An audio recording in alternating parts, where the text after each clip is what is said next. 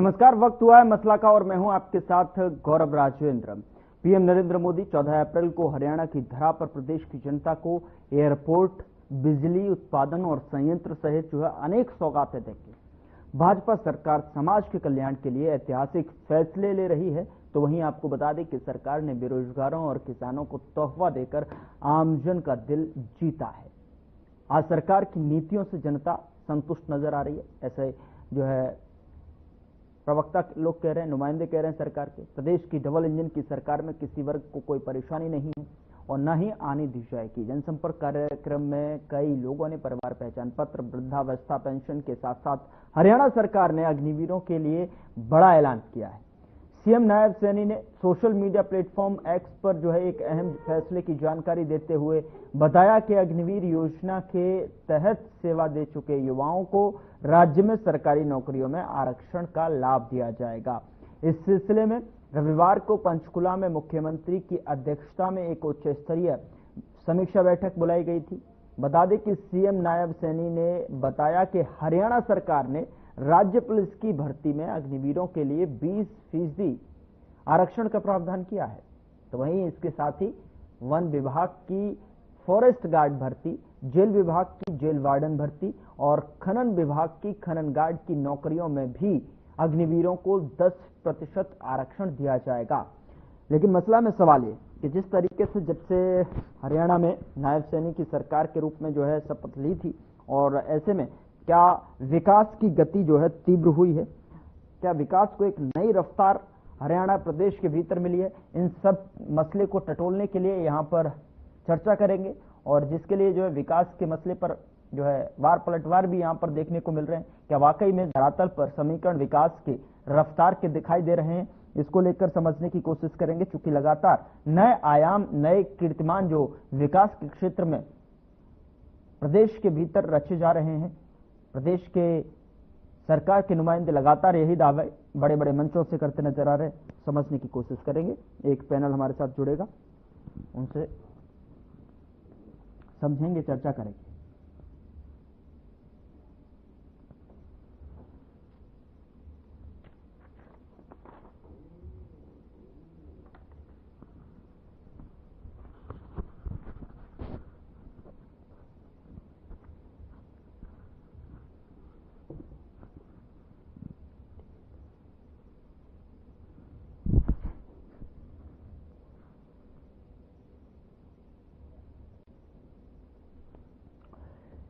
तो विकास के मसले पर वार पलटवार की स्थिति हरियाणा के प्रदेश के भीतर दिखाई दे रही है। लगातार सरकार दावे कर रही है कि हरियाणा के धरा पर विकास को उतारा जा रहा है और विकास की जो पहले की रफ्तार थी उसमें भी कई गुना तेजी के साथ में लगातार प्रदेश नए कीर्तिमान रच रहा है।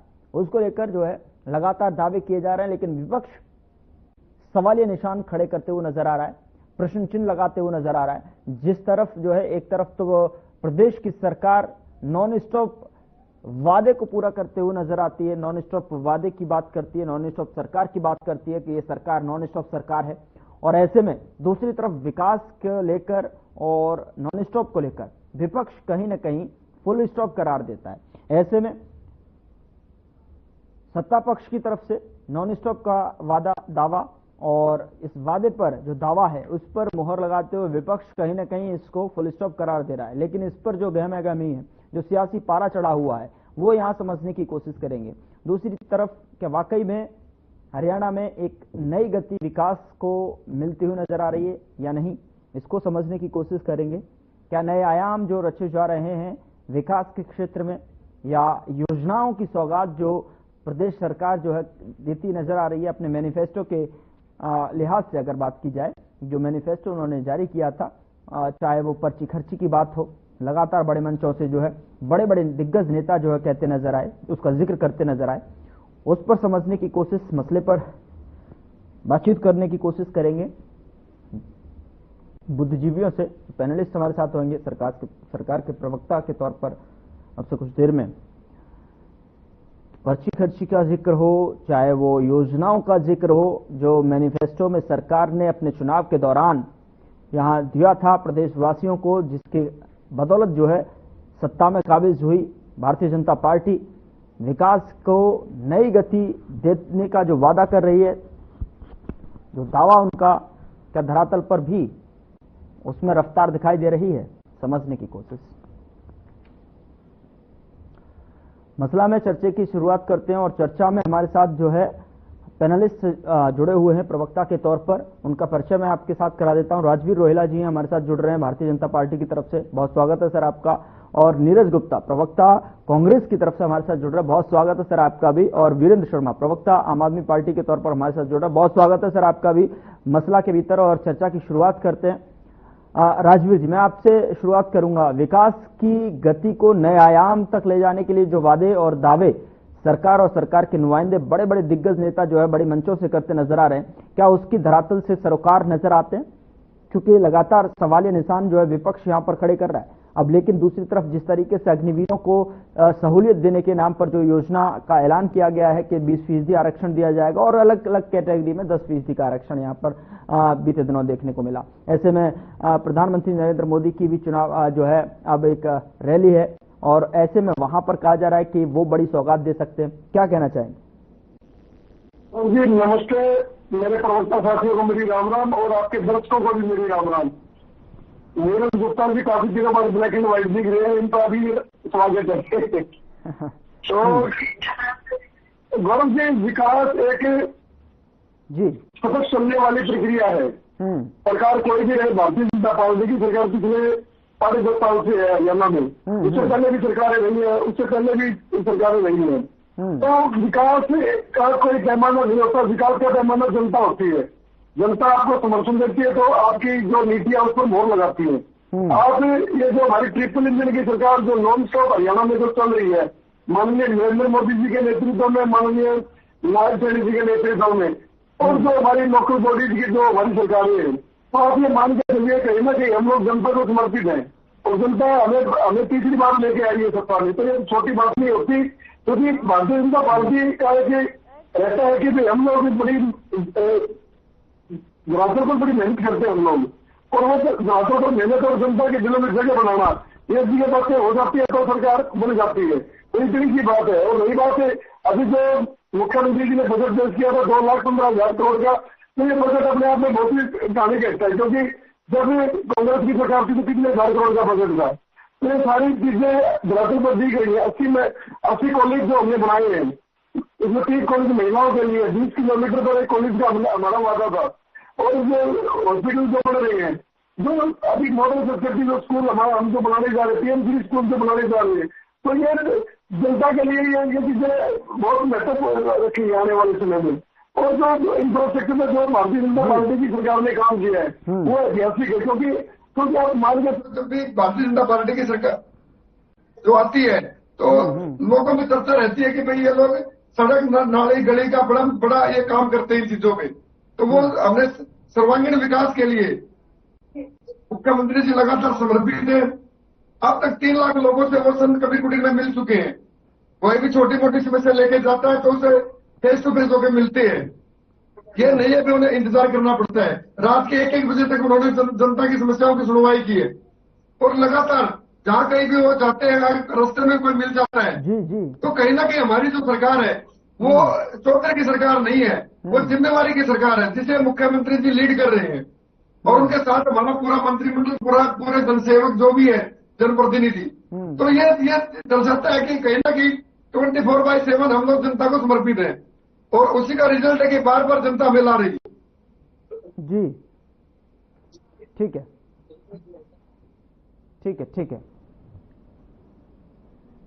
ठीक है राजवीर जी, मैं जो है वीरेंद्र जी, मैं आपके पास आना चाहूंगा और आपसे समझना चाहूंगा कि जिस तरीके से लगातार ये सियासत में विकास के मुद्दे की जो गूंज है वो दिखाई दे रही है, वो कहीं न कहीं आपको किस तरह से आप जो है इसको देख रहे हैं? कौन से दृष्टिकोण से जो है लगातार जो दावे सरकार कर रही है, लगातार जो वादे उन्होंने किए गए थे, मैनिफेस्टो को जो उकेरने की बात हो, धरातल तक ले जाने की बात हो, उस पर किस तरह खरी उतरती हुई सरकार दिखाई दे रही है? देखिए, बड़ा आपने अजीब क्वेश्चन पूछा कि विकास की गूंज दिखाई दे रही है। विकास की गूंज तो बीजेपी वालों को दिखाई दे रही है, ना तो जनता को दिखाई दे रही, ना विपक्ष के नेताओं को दिखाई दे रही। ये भाई साहब जुमला पार्टी है। आज तक इन्होंने कौन से वादे पूरे करे? 21 रुपए हर महिला को देंगे 2,500, वो कुछ नहीं आए। सिलेंडर देना था 500 रुपए का, वो कुछ नहीं आए थे। मोदी जी कहते थे, मोदी जी जुबान, मोदी जी गारंटी, मोदी जी जुबान होती है। दिल्ली में बोला था 8 मार्च को सभी को, भैया या फेस्टिवल में 500 रुपए सिलेंडर मिलेगा, आज तक मिला क्या बताइए। ये तो सिर्फ विकास तो सिर्फ इनका हुआ है, इनके नेताओं का हुआ है, या बीजेपी का विकास हुआ है, पर देश का क्या विकास हुआ है। अब ऑन डाटा रिकॉर्ड बात करते हैं। पिछले 10 साल में बीजेपी सरकार थी और अब भी 5-6 महीने सरकार को बने हो गए। भाई साहब कर्जा कितना था बताइए। पहले भी हरियाणा में सरकार रही, 2014 में जब सरकार छोड़ गए थे कितना कर्जा था, आज हरियाणा में कितना कर्जा है उस पर कुछ नहीं बोलेंगे। मोदी जी बोलते हैं ट्रंप ट्रंप ट्रंप। आज ट्रंप की वजह से शेयर बाजार में कितने 16 लाख करोड़ रुपए डूब गए, 27% टैरिफ लगा दिया। किस बात के दोस्त है वो जो मोदी जी कहते हैं ट्रंप हाय ट्रंप हाय ट्रंप हाय ट्रंप।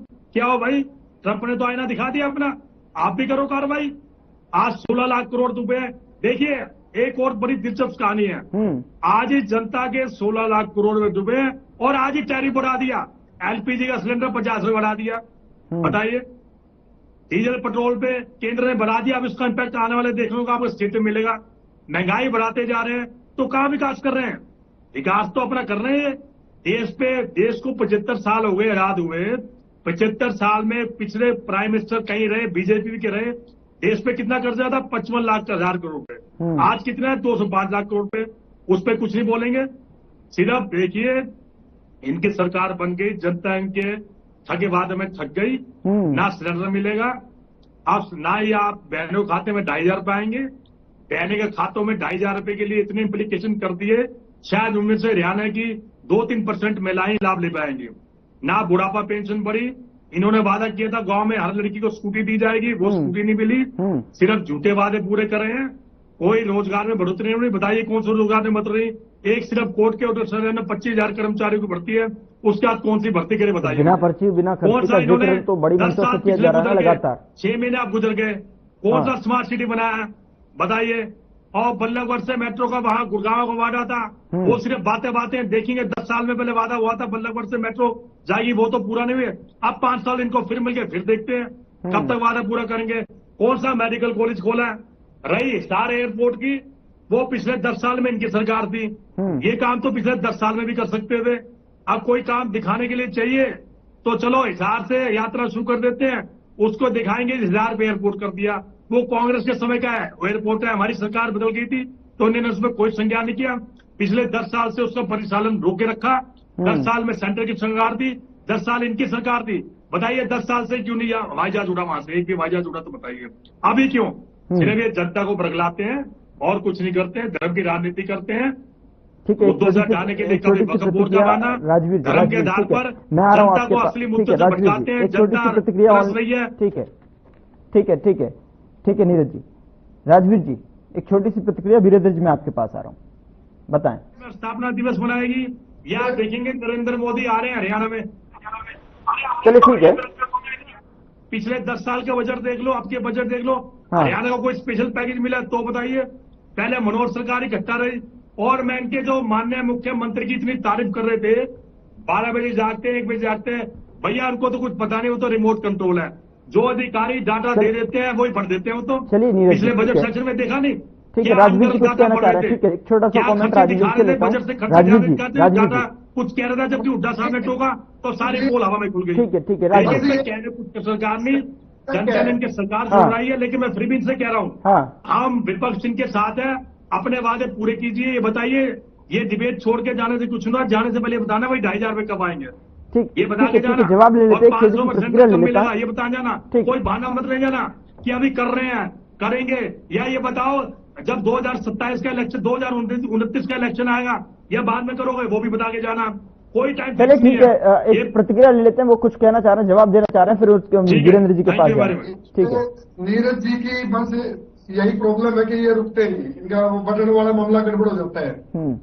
तो जो एयरपोर्ट की जो भाई साहब ने बात की, 2009 से जनता द्वारा लगातार निपटाए गए, कांग्रेस जिसको लगातार कभी पूर्ण बहुमत में नहीं आ पाई और आज ये सत्ता से बाहर है पिछले 11 साल से। एयरपोर्ट पर जो ये बात कह रहे हैं, इनके जो नेता जेपी, वो कुछ अलग भाषा बोल रहे हैं, कुछ अलग भाषा बोल रहे हैं। ये कह रहे हैं कि हमारा मतलब इन हमारा मतलब प्रोजेक्ट था, ये आपका प्रोजेक्ट नहीं था, ये आप कहीं और कुछ कर रहे थे। ये प्रोजेक्ट हिसार का था, अग्रवा का जो अग्रसेन के नाम पर रखा गया वो था, ठीक है ना। ये प्रोजेक्ट आपका नहीं था, तो क्योंकि अगर आपका होता तो जेपी ये बोलते मैं हमारा है ये, ठीक है ना। तो राजगुड़ ये इंफ्रास्ट्रक्चर डेवलप हो चुका है और आप लगातार सुनिए लगातार सत्ता से बाहर थे, बाहर रहोगे, ऐसे ही लगे रहिए, क्योंकि मृत विपक्ष कभी भी किसी की पैरवी नहीं कर सकता। जनता खुद पैरवी करी, जनता ने खुद हमारे को वोट दी और जनता ने हमें सत्ता में बिठाया। चलिए ठीक है, वीरेंद्र जी आऊंगा, मैं आपके पास आऊंगा। नीरज जी, वीरेंद्र जी का समय। वीरेंद्र जी क्या कहना चाहेंगे विकास के मुद्दे को लेकर, खासतौर पर जो गहमा गहमी दिखाई दे रही है?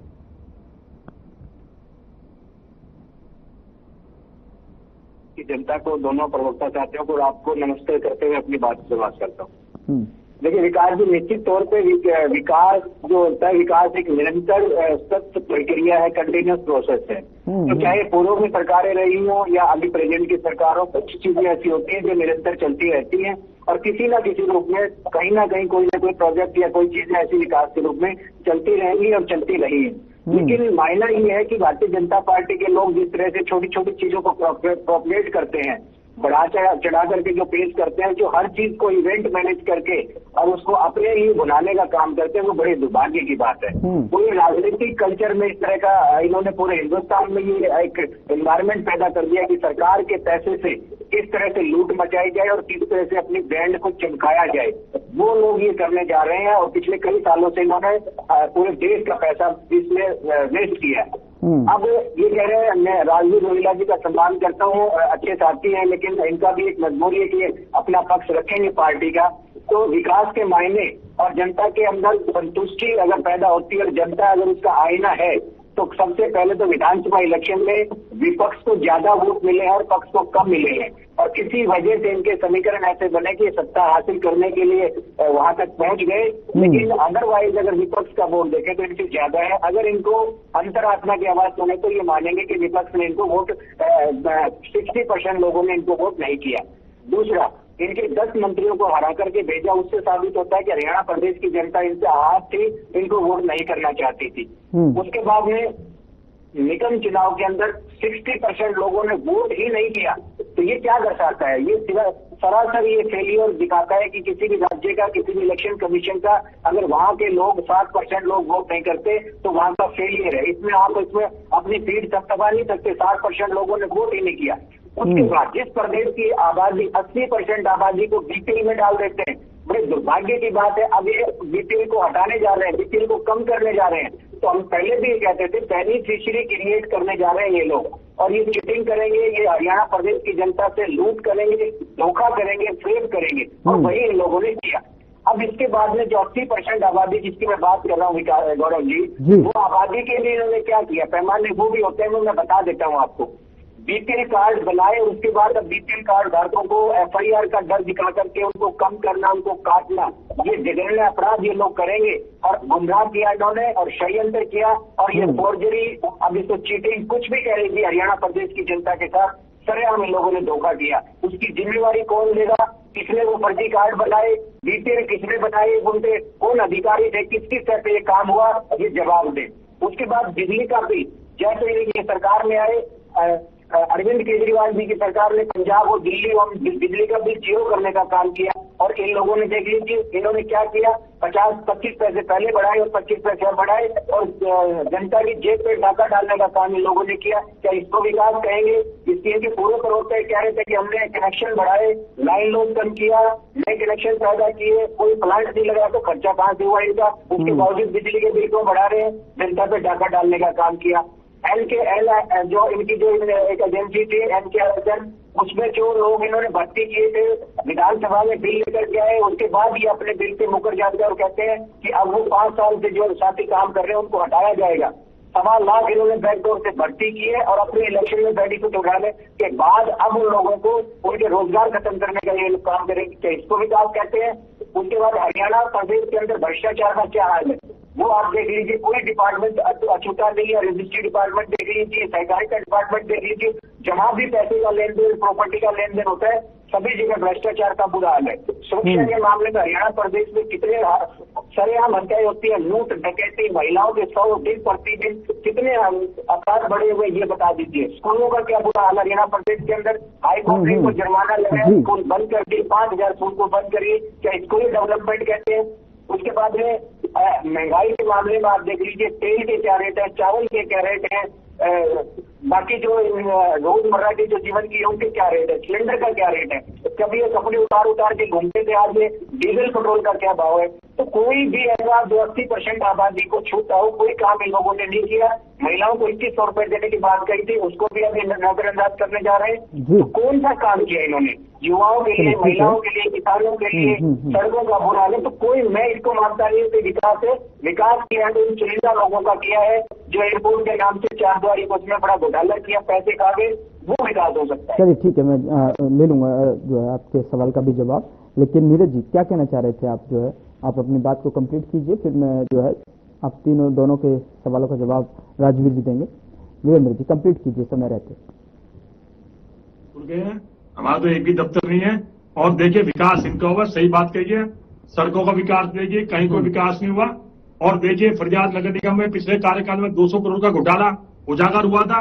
आप इन्हीं की रिपोर्ट में, कहीं और नगर निगम में भी इससे बड़े घोटाले हो सकते हैं। मैं इन्हीं की रिपोर्ट का हवाला दे रहा हूं, जो अपना बजट सत्र के देश में रखी गई थी और विधानसभा सत्र में रखी गई थी। इनके घोटाले के सामने वो पूछ रहा होगा, इन घोटालों पर क्या कार्रवाई करेंगे? भाई 200 करोड़ का घोटाला तो हमारे नीरज शर्मा विधायक ने उजागर किया, तो उस पर कोई कार्रवाई हुई नहीं। अब ये रिपोर्ट आप ही की सरकार की है, आप इस पर कार्रवाई कब करेंगे? देखिए हरियाणा में मैं फरियाद से आता हूं। फरियाद एक ऐसा शहर है हरियाणा का जिसमें आए 1-2 दिन क्राइम ना होते हो। चाहे तो मैं आपको सारी कटिंग भेज सकता हूं, और डेली 1-2 दिन क्राइम होते हैं, डेली मर्डर, चोर, छिटपुट घटनाएं सारी टॉप में टेररिस्ट फरियाद इस समय कह रहे कानून व्यवस्था कह रहे। नायब सैनी जी कह रहे थे भैया अपराधियों छोड़ जाओ हरियाणा, नहीं मैं ठीक कर दूंगा। मुझे लगता है अपराधी तो हरियाणा छोड़ेंगे, नायब सैनी को हरियाणा छोड़ना पड़ेगा, क्योंकि वो तो भैया हरियाणा ज्यादा रहते नहीं, वो तो दिल्ली चले जाते हैं। कि दिल्ली से सारे देश आते हैं, उनको तो जो स्क्रिप्ट लिखी होती है, जो भाषण लिखा होता है वही पढ़ना होता है। उनका अपनी कोई बेसिक नॉलेज नहीं है, उनको क्या बोलना क्या नहीं, सब कुछ ऊपर से परिपूर्ण अधिकारी बोलते हैं ना, उन्हें अधिकतर डाटा का ज्ञान है, क्या बोलना क्या नहीं। इसका प्रॉपर परिणाम विधानसभा में देखने को मिला, जो अपने डाटा में गिर के फिर बाद में उन्होंने कहा कि मैं इसे करेक्ट मानता हूँ। तो देखिए विकास नाम की कोई चीज नहीं, पिछले 10 साल भी जनता के बेकार गए, ये 5 साल भी बेकार जाएंगे। इनकी सरकार जो नहीं बनी है, जनता ने विश्वास किया है, इनको जनता के साथ धोखा नहीं करना चाहिए, इनके विकास की तरफ अपने वादे पूरे करने चाहिए और विकास करना चाहिए, जनता को भी नजर आए और हमें भी नजर आए। अगर हमें रोहिला जी विकास नजर आएगा तो इसी चैनल पे मैं आपकी तारीफ करूंगा, आपकी पार्टी की तारीफ करूंगा। राजवीर जी अब नीरज जी ने अपनी बात कही, भाई इन्होंने भारतीय जनता पार्टी के कार्यालय बनाए, भारतीय जनता पार्टी के कार्यकर्ताओं से सक्रिय मेंबर के नाम से 100 रुपए लिए जाते हैं, आजीवन निधि ली जाती है, कार्यकर्ताओं के खून पसीने से वो कार्यालय बने हैं। आपके नेताओं ने क्या किया? ईडी में उनके पैसे मिल रहे हैं, मशीनें जा रही है उनको, झारखंड में क्या हुआ था? भैया जमीनें किसकी है? वो जो ऑफिस बनाए हैं जमीन सरकार की है। मैं भेजू 15 सेक्टर का, फरियाद में 15 सेक्टर में ऑफिस है, वो जमीन सरकार की है, कार्यकर्ता बीजेपी की है। सुनो, आप अपने आप को कहते हो हमारी पार्टी गरीब, और आपके गरीब पार्टी के नेता अमीर कैसे हो गए? ये भी सोचने का विषय सोच लेना कभी आपको समय मिले तो।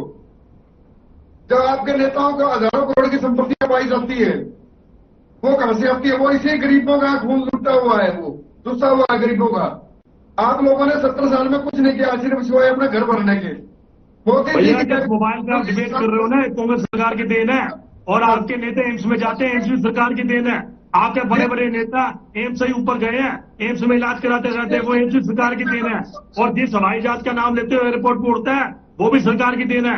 और जिस संविधान से आप डिबेट कर रहे हो जनता चुने, वो संविधान भी कांग्रेस की देन है। महाराज जो कंप्यूटर पे आप कर रहे हो ना मोबाइल, ये हमारी देन है, वरना मोबाइल में बोलना पाते हैं। नीरज जी उनको बोलने दीजिए, नीरज जी उनको जवाब देने दीजिए। पार्टी के नेता वो कांग्रेस है, वो कांग्रेस है। जिस पार्टी जो जिसने देश को लुटा है, पूरे हरियाणा को लुटा है, सीएलयू गैर खड़ी की, पर्चे के नाम पे भ्रष्टाचार किया, डी भारत में आपकी नौकरियों में लिस्ट पड़ती थी। समझ में आई बात? आपके नेता चुनाव में 50 वोट दे दो, एक नौकरी दे दूंगा मैं। कुलदीप शर्मा के बेटे ने क्या बोला था? कोकी के बेटे ने क्या बोला था? गोगी ने खुद बोला था, और अपने शर्मा जी है वो उधर पड़कल वाले, उन्होंने क्या बोला था, एनआईटी वाले। तो आपके नेताओं की मंशा सीधी सीधी हरियाणा को लूटने की थी, और उस लूट को बचाने का काम हरियाणा की जनता ने किया। किसी नेता पर हमारे मोदी जी की कैबिनेट में जो मनोहर लाल जी के कैबिनेट में जो रहे हैं, नायब सैनिक जी के कैबिनेट में जो है, आप एक आरोप सिद्ध करके दिखाइए। शराब घोटाला, शिकारता घोटाला, मैं बताता हूं ना कार्रवाई क्यों नहीं हो रही। शराब घोटाले में कार्रवाई क्यों नहीं हो रही, शिकारता घोटाले में क्यों नहीं हो रही। और जब वो महिला के छेड़छाड़ हुए, नीरज जी, मैं आपको बैठ गए कि भाई मैं इसका इस्तीफा नहीं लूंगा, और खट्टर जी ने खुद बोला, एक आदमी ब्राह्मण को जो आपके मंच बैठा, खट्टर जी, अरे तेरी फरसों से गर्दन उड़ा दूंगा, जो मुख्यमंत्री सरेआम कह रहा है उसमें मुकदमा दर्ज होना चाहिए था। एक आम आदमी धमकी देता है फेसबुक पे, और मनोहर खट्टर जी ने कहा तेरी फरसों से नॉन स्टॉप के दावे सरकार कह रही है, सरकार अपने आप को नॉन स्टॉप सरकार बताती है, और विपक्ष क्यों उसको जो है फुल स्टॉप करार दे रहा है। और सत्ता पक्ष से जब बात करता हूं तो वो ये कहते हैं कि फुल स्टॉप विपक्ष पर लगता हुआ नजर आ रहा है, इसलिए वो अपने आप को फुल स्टॉप में करार दे रहे हैं। 5 सेकंड में आप जो जवाब दे दीजिए। मेरा सबसे चिंता का विषय है, और विपक्ष में होने के नाते हम लोग इनसे हाथ जोड़कर प्रार्थना करते हैं कि हरियाणा प्रदेश में गांव-गांव, गली-गली में नशे का इतना बुरा हाल हो चुका है। आने वाली पीढ़ियों को कम से कम बचाने के लिए एक काम तो कम से कम कर दीजिए, आप नशे के ऊपर किसी तरीके से कंट्रोल कर दीजिए, बाकी चीजें अपने आप हो जाएंगी। तो मैं तो इनको यही कहूंगा कि अगर करने वाला काम है तो सबसे पहले ये करिए आप। चलो ठीक है, बहुत बहुत शुक्रिया तीनों मेहमानों का, राजवीर जी, नीरज जी और वीरेंद्र शर्मा जी, बहुत बहुत शुक्रिया चर्चा में शामिल होने के लिए। लेकिन लगातार विपक्ष जो लगातार विकास के मुद्दे पर सवाल निशान खड़े कर रहा है, लेकिन सरकार अपने आप को नॉन स्टॉप सरकार बताती हुई नजर आ रही है। क्या वाकई में हरियाणा में विकास की रफ्तार पहले से ज्यादा हुई है या नहीं, धरातल पर कितना विकास पहुंच रहा है, ये देखने वाली बात होगी। मसला में इतना ही, नमस्कार।